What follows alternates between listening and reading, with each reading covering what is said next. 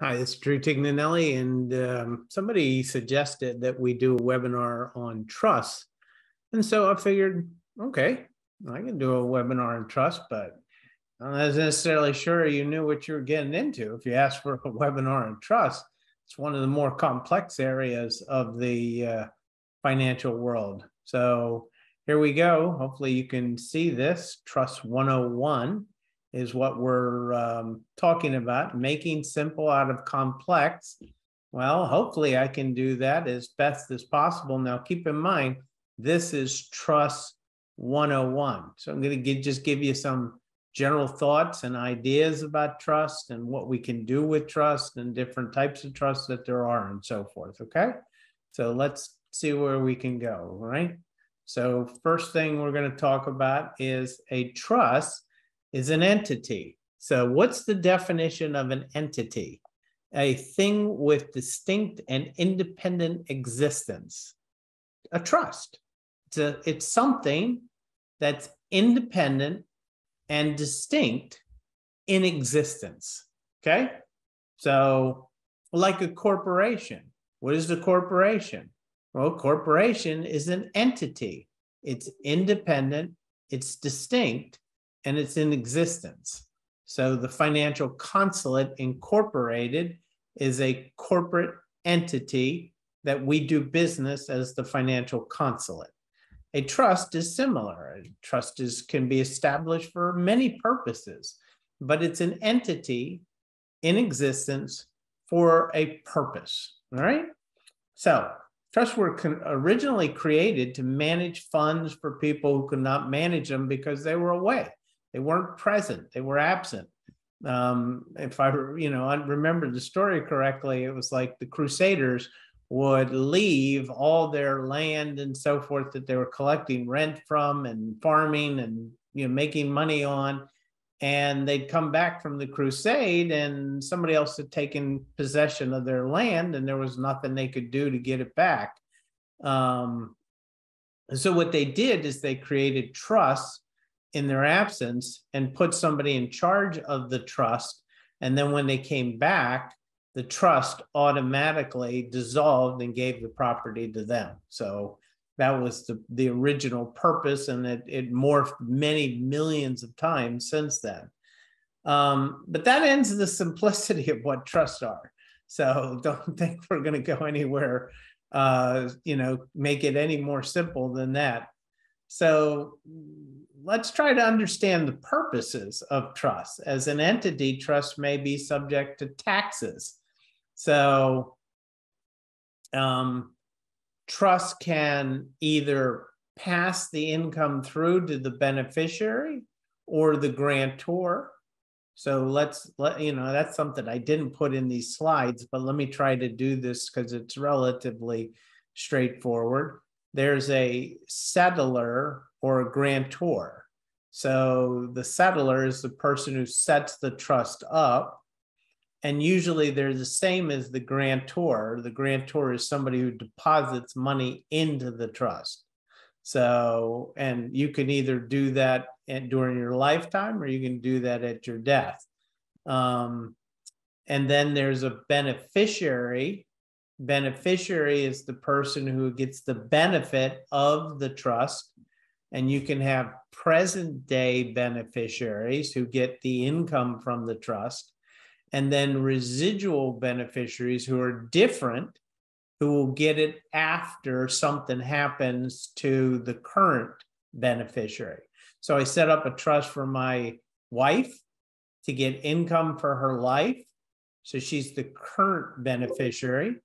And boom, my children are the residual beneficiaries. And when my wife passes away, they get the remaining residual of the trust. So, and then lastly, there's another important person, the trustee, and the trustee administers the trust.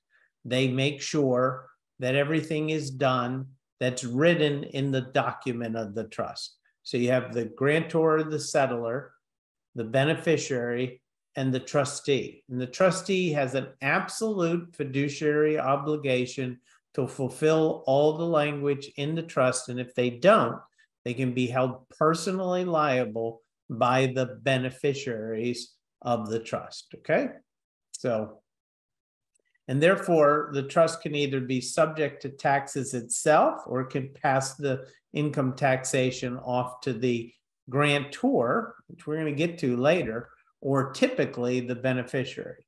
And funding, how do you fund a trust? You just merely title assets in the trust. So if I have the Drew Trust, nothing is in that trust unless I go to a bank or a broker or whatever, and I title an asset in the name of the Drew Trust. So once I title something in, I've got a bank account with $50,000 in it. Currently, it's in Drew Tignanelli's name.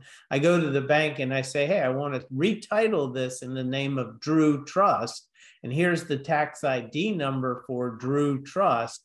Boom. The minute I do that, that asset funds the trust.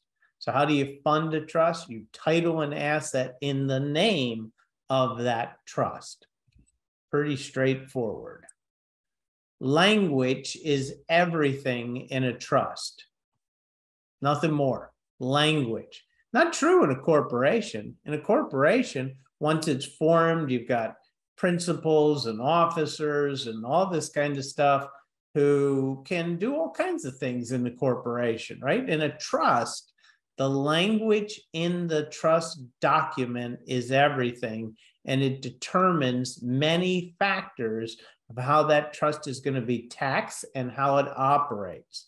So language is everything, right?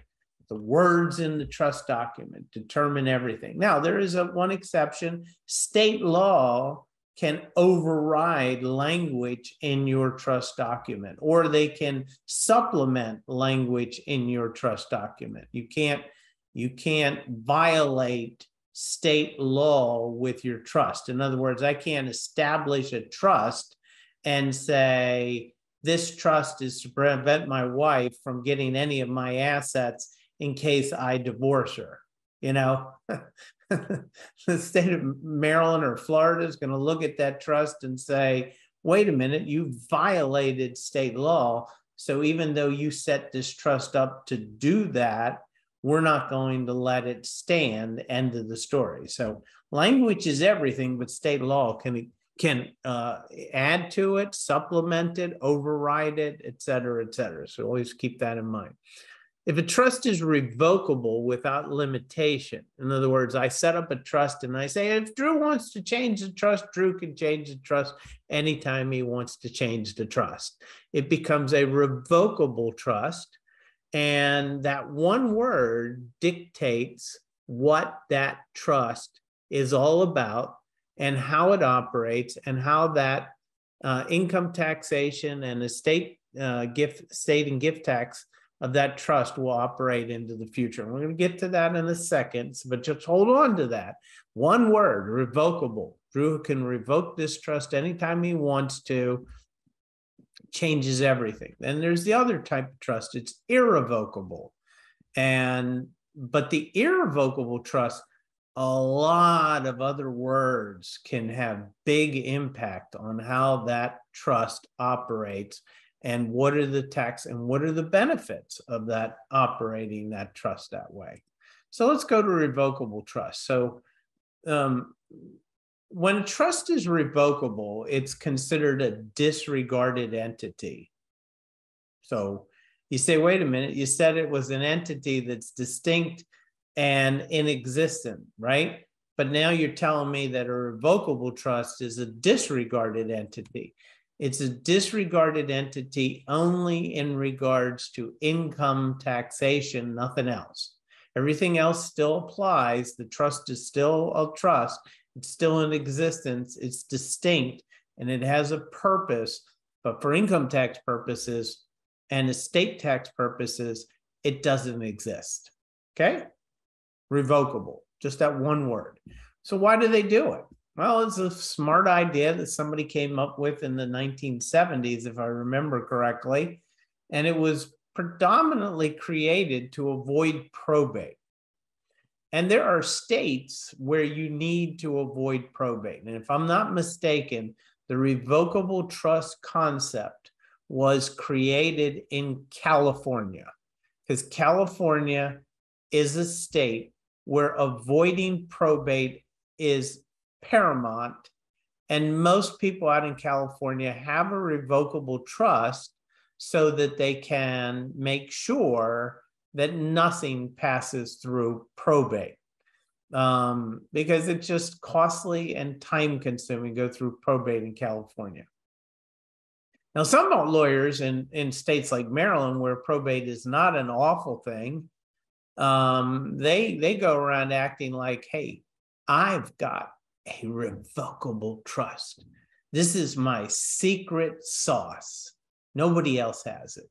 And trust me, it's going to be worth every nickel you pay me to get you a revocable trust, because these other lawyers are too lazy to write a revocable trust. They just want to do a simple will and get it over with. Well, don't fall for that. And that's, anytime somebody acts like they've got the secret sauce, you got to be careful about who they are and what they're saying. In Maryland, there's not a terrible to go through probate. I agree. I would prefer to avoid probate under most circumstances, but I don't always want to avoid probate. There are reasons sometimes that you would want to go through probate. But Rev Trusts are taxed to the grantor like they don't exist. So if I set up the Drew Revocable Trust and I put $1 million in it and it earns $100,000 of interest, dividends, and capital gains, the IRS says, hey, Drew, that trust is revocable. We ignore it. It's all your income. It's all your capital gains. You report it on your tax return. As a matter of fact, you just use your own Social Security number for that trust because it's the same as you as far as we're concerned. Revocable.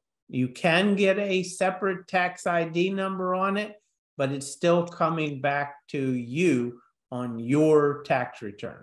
Again, the main purpose was to avoid probate. That was the original intent, but it's morphed now into other things. It helps to define. So, its original intention was to help define assets going to people upon their death without going through probate, or disability. If a person becomes disabled, it would immediately say who takes over and how do they take over and so forth.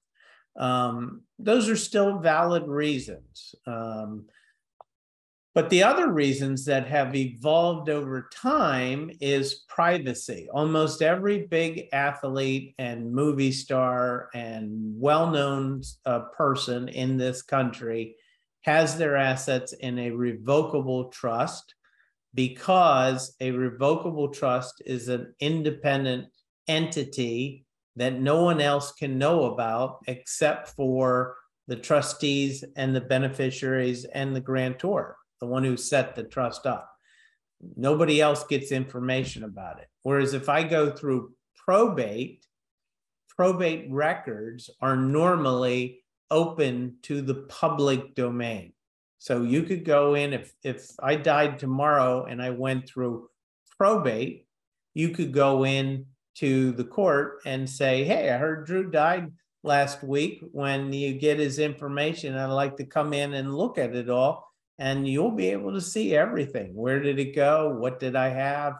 Who did it go to? Et cetera, et cetera. So that's why people like privacy and do revocable trust to avoid public information. There's a new one, a revocable trust that's a community property trust. This is unique. I'm not going into great detail on it, but there is a benefit when you have a highly appreciated asset and it's in a revocable community property trust. No matter which of the two spouses that pass away, you get a step up of 100% of the asset. Normally, you would only get a 50% step up. But there are states in the country called community property states They are states like Arizona, California, Nevada, Alaska, I think Oklahoma. There are 9 of them, if I'm not mistaken. Louisiana is considered one, even though they're technically aren't community property. They're more of a Napoleonic law, but it goes under the same principles sort of as community property. But anyway, they're these community property states, and they fall different than our state of Maryland and Pennsylvania, and I'm in Florida. We're all common law states, okay? So, what happens is if we own account 50-50 and I die, 50% of that asset gets a step up to my spouse, okay? That's the way it typically works, except in a community property state. So in a community property state, you two own it in a community property state and one dies, you get 100% step up. It's unique to those community property states, but there are reasons why certain people might want to have a community property trust and get 100% step up no matter which of the two spouses pass away. It's unique, and I can't go into, don't have time to go in because this is a 101 trust class. And instant management of the successor. So let's say Drew has a bunch of rental properties, and if he dies, we can't wait until we get a death certificate and then go to the probate court and get a letter of testamentary, and then go to all the institutions and the banks and say, hey, Drew's passed away. I'm the executor. I'm taking over. That could be 3 or 4 weeks. I could have missed tax payments. I could have missed insurance payments. I could have missed all kinds of things. And so when you need instant management, a revocable trust allows that to happen, because the revocable trust says, as minute one, the trustee is not alive, here's who the successor will be. Or I can make co-trustees with me and, say, Mike McCarthy, because I'm going to trust Mike to be the new trustee after me. Once he becomes co-trustee, even if I die, he's still the trustee, and everybody knows it, and he can still do anything he needs to do. So you can see how a revocable trust can allow for that instant management. But most people don't have a situation where instant management is necessary, nor avoiding probate is necessary, nor privacy is a big issue, because nobody's going to the courts to find out what you have in your probate estate. So, the revocable trust is an important tool. States like Florida, California, and Delaware, 3 states that you may know about or live in possibly, those are states that a revocable trust could be a very good thing, because probate is not an inexpensive or easy thing in any of those 3 states. So just keep that in mind. Let's go on to irrevocable trust. So an irrevocable trust can either be formed at death, testamentary,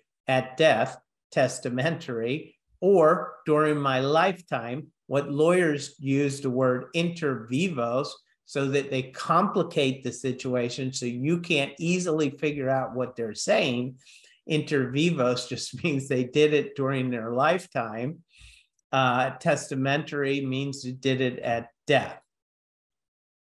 Everything gets complicated from here because there are hundreds of types of irrevocable trust, and for many reasons. And remember that language is everything. And even to myself, who has a good bit of knowledge about trust and trust language, there's so many nuances to trust language. Unless you're in it every single day and week about the nuances of trust language, you could be missing some of the key points of what's in that trust. So you have to be careful. Even if you take this class and you say, wow, I know everything I need to know about trust, I'm telling you that I even don't know everything about trust language. And I bet you most of the best estate planning experts will tell you that, even with the language knowledge they have, It's so complicated that they have to be overly careful about that language. So few small words in the document can dramatically change the income tax and estate implications. So, and typically the trust income, as I said earlier, normally just passes out to the beneficiary, and the beneficiary or beneficiaries pay the income tax on that trust, okay? That's logical. That's the way it's supposed to operate. But that's not always the way it operates. Sometimes the trust pays the taxes, and there's a reason that you're going to let the trust pay the taxes as opposed to the beneficiary. And the reason we typically pass it out to the individual is that they don't hit the 37% tax bracket until they make over $400,000 or more dollars.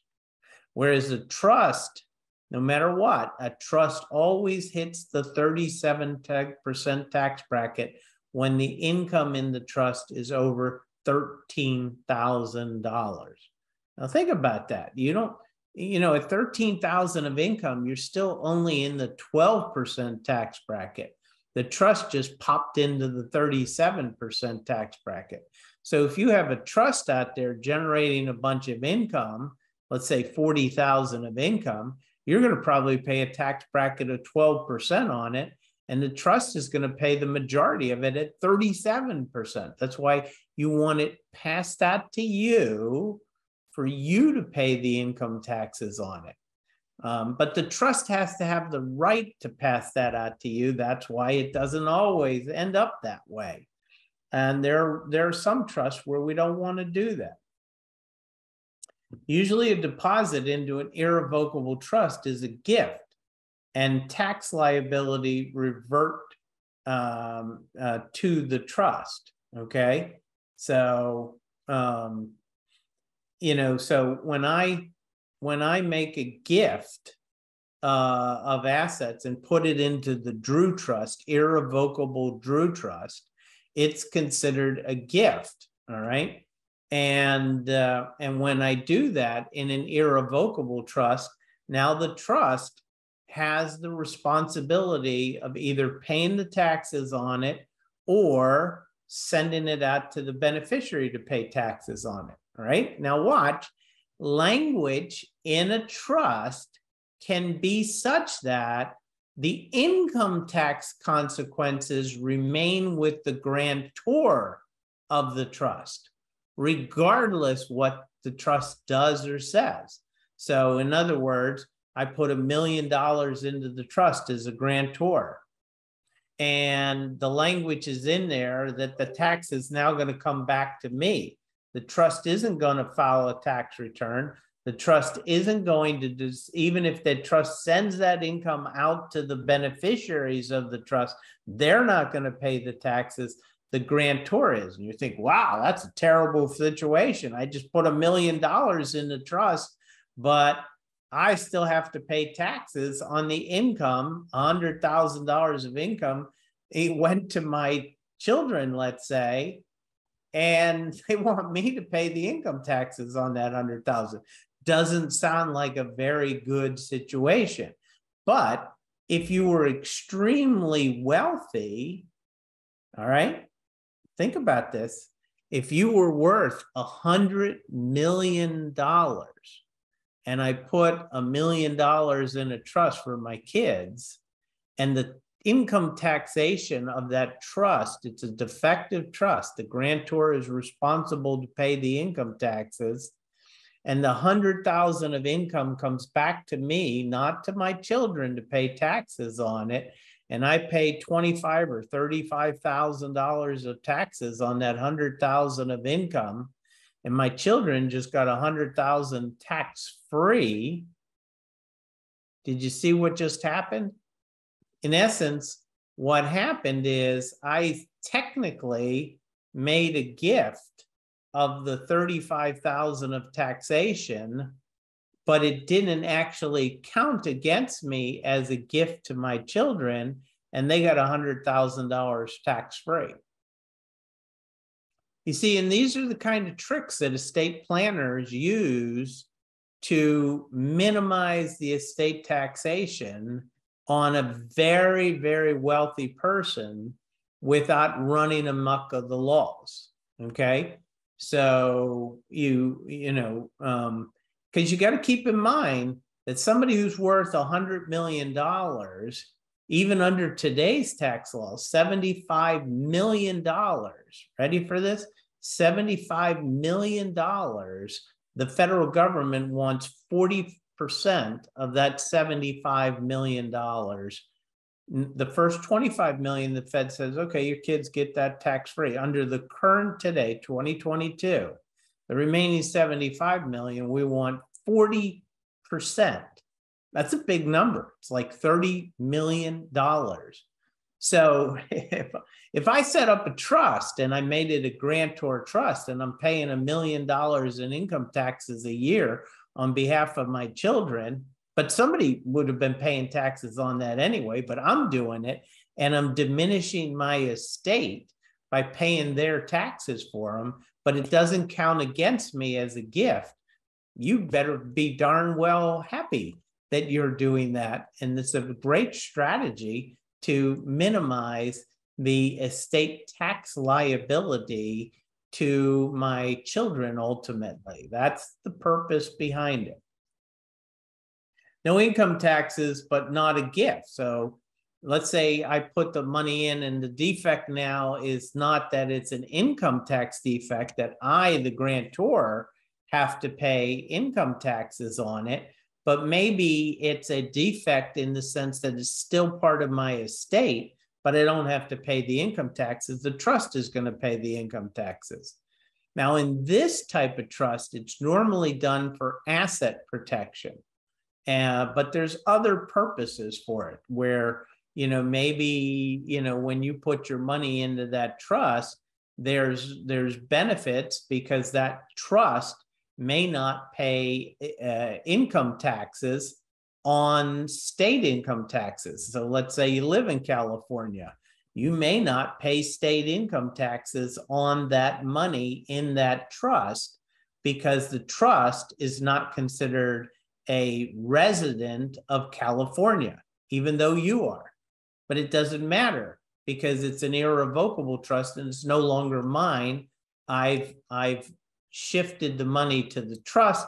The trust has its own state that it pays taxes to. Normally, these are done in South Dakota, tax-free state, Wyoming, a tax-free state, and Delaware, which is not a tax-free state, but trusts don't pay state income taxes, which makes it a state income tax-free trust. So that's why you typically see Nevada, Wyoming, South Dakota, which are 100% tax-free states, but then Delaware made trust income tax-free. That's why you see them in Delaware. That's the reason you would do what's called it's income taxable to the trust, but it is not a completed gift, and it'll come back to my estate and be taxable to me when I pass away. There are reasons that we would do that. So let's look at a bunch of them. We'll end here. We're just going to go through a bunch of trusts. A discretionary trust. This is typically one that's left at the time of my death. And I do it typically for my children or grandchildren. And what I'm doing is I'm trying to protect them from divorce, liability, or themselves. I'm trying to protect them from their own bad decisions with that money. So I set up a trust. I have the trustee distribute money to them as they want it and need it. But the trustee is always watching to make sure they're not using the money to hurt them. But if they get divorced, the divorcing spouse would not get my trust money. If they're sued in a car accident or for professional liability, nobody would be able to take the trust from them. Or if they made a bad business decision and filed bankruptcy, nobody would be able to take the trust from them. So that's the typical purpose of a discretionary trust, normally done in one's will or revocable trust to protect the heirs, the children, in the ultimate inheritance. We typically don't do that with clients that are leaving their children less than at least a minimum $500,000. And typically we prefer to see $1 million per child before we would consider a discretionary trust. And the reason is that trusts are expensive. They're not cheap. They have costs. So you need a lot of money in them so that it makes it cost effective. The less money in it, the more costly percentage-wise it is. The more money that's in it, the less likely the cost percentage is all that significant. Special needs trust. You got a child that has special needs and they get government assistance, and they'd lose that government assistance if they're ever had more than $2,000, literally $2,000, boom, they lose all their government assistance until their net worth comes back down to $2,000. So you want to leave money to a child that has this type of situation. They may be an adult child, but you leave them your $500,000 estate and boom, all of a sudden they're out of government assistance until that $500,000 comes down.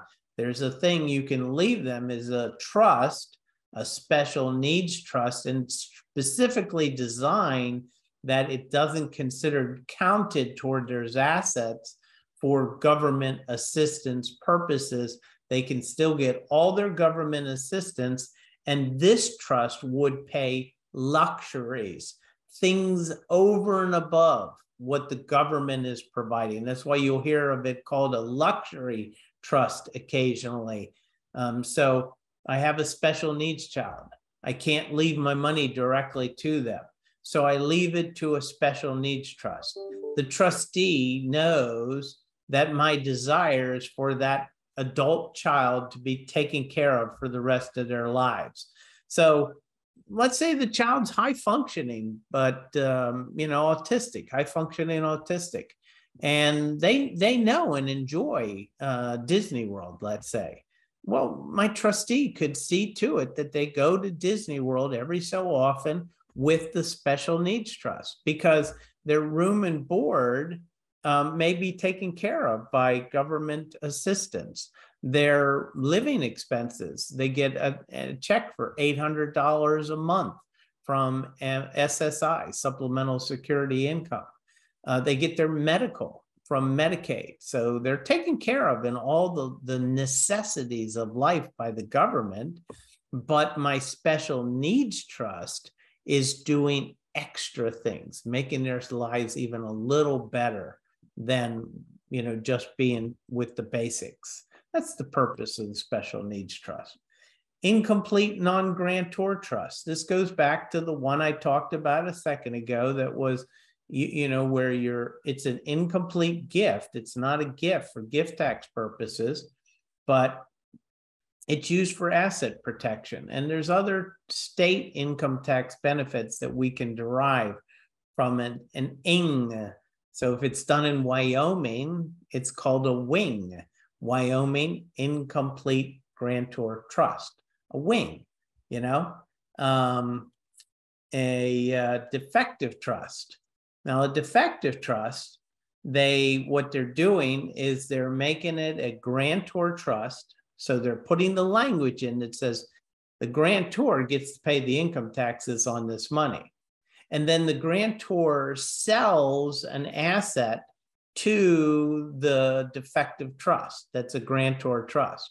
So let's say I have a company, let's say the financial consulate is worth so much money that I sell it to my children in my defective trust. Well, Drew cannot sell a stock to Drew. So there's no income tax consequences when I sell my stock to my grantor trust, defective trust. And what happens though is the minute that the company is sold, and I probably sold it to the trust for less I had to sell it to it for a fair market value, but I got a fair market value proven to be less than what I ultimately sell it for in the future. So let's say I put down 5 million today, but I sell it for 15 million in the future. Okay, that's $10 million that would go to my children without any gift or estate tax valuation. And it's very complex. Don't do this your own. Don't try it at home without somebody. But that's the purpose we use that for. Life insurance trust. What we're doing here is we're buying a life insurance policy and making the trust the owner of the life insurance policy. Why do I do that? Ready? Remember, the estate taxes are 40% of everything over the exemption, right? So let's say the exemption amount is 12 million. Let's just use that number, 12 million. And I have life insurance plus the rest of my estate, which is worth 25 million. But my life insurance alone is 10 million of the equation, okay? So I have 10 million of life insurance, 15 million of other assets. If my life insurance is owned by me, it will be counted in my estate, making my total estate 25 million. If my life insurance is owned by somebody other than me, let's say it's my children or a trust, then it will not be considered part of my estate, and there will be no income tax consequence, no estate tax consequences to that life insurance proceeds. So instead of my estate being 10 million plus 15 million, 25 million, it'll just be the 15 million that isn't life insurance, because the life insurance isn't owned by me, it's owned by the trust. Now, why do you do a trust? Well, the answer is why you do a trust is because I don't want to take the risk that my children get divorced or bankrupt or liability claims or whatever, or they could get tired of holding the policy, whatever. I just don't want it. I do a trust, so it's totally independent of my children. It'll go to them later, but it's not with them today. Life insurance trust, very important for people who are worth a lot of money. If you're worth $10, $15 million, you need to be thinking about a life insurance trust. Charitable annuity trust. So I'm very charitably inclined, let's say, and I have a very highly appreciated asset. Let's say I bought Apple stock back in 2002, and I put $100,000 in it, and today it's now worth $15 million, okay? I'm very charitably inclined, let's say, and I decide I'm leaving $5 million to charity. So I could take 5 million of my Apple stock that's very highly appreciated, put it in a charitable remainder annuity trust, and draw an income to myself for the rest of my life, getting all kinds of other tax benefits. We're not going to go into all those. And ultimately, when I pass away, whatever's left in this charitable remainder annuity trust goes to charity.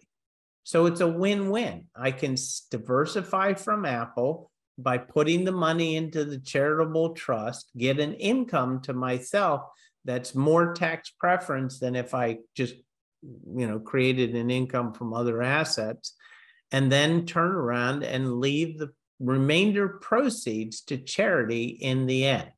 Now, as nice as that sounds, right? You need to make sure that you're charitably inclined before you ever do a charitable annuity. And you have to have a significant asset that's highly appreciated that you can put into the annuity trust to generate the income that you're looking for, that will end up going to charity, okay? Qualified terminal interest property trust. This is one that we use for marital trust. So I die, but I say, I know the minute I'm gone, My wife, she's going to be looking for somebody else to live with. And I don't want that person to, take the assets that I want to leave to my children. I want it to go to my children. And so I don't want to take any chance my wife's going to make a mistake and leave it to this second husband after I'm gone. So I set up a qualified terminal interest property trust. And basically, it takes advantage of my wife's estate exemption. So I get the benefit of that. And now I designate who the remainder beneficiary is of that asset that I left my wife. She's going to get income for her life. Now, that's not the only reason you set up a Q-tip, as we call it. Q-tip. You see that? Qualified Terminal Interest Property Trust? Q-tip. There's other reasons. Maybe my wife just doesn't like managing money. So, I might set up a marital Q-tip trust just so that she doesn't have to worry about that. And I put people in charge of it that'll make sure she gets whatever she wants and whatever she needs, it'll be taken care of for her. So there's lots of reasons, but the predominant reason is that it's considered my spouse's asset. It gets my spouse's estate exemption, but I get to choose who the beneficiaries are. But I could give my wife what's called a power of appointment in the trust, saying that, and here's a limited scope that you can change if you need to. So my children, Austin and Melanie, let's say, Austin's gone rogue on me and or on her, I'm gone. She's gone rogue on her. And she decides, you're just going to destroy him if I leave him this money. So I'm going to leave it all to Melanie. Or she could say, no, I'm going to leave it to him, but I'm going to leave it to him in trust because I have the power to change it to trust because I'm not giving it to him because he's gone rogue on me, So there's lots of reasons you would do this. And lots of benefit to it. Spousal Lifetime Access Trust is very similar to the Q-tip trust, except you're doing it during your lifetime. So it's inter vivos. Remember, that's the word the lawyer's using to confuse us, to try to make sure we don't understand what exactly they're saying. So they seem smarter than they probably are. Don't let my lawyer friends hear that. Anyway, Qualified Personal Residence Trust. I have a house that's highly appreciated. I bought a house in San Francisco in 1972 on the water, overlooking whatever. And it's now worth $12 million. And my cost basis in it is $100,000, whatever. And I don't want that highly appreciated house. I want to take it and I want to shift it to my children. And the next trust, the grantor retained annuity trust, similar concept.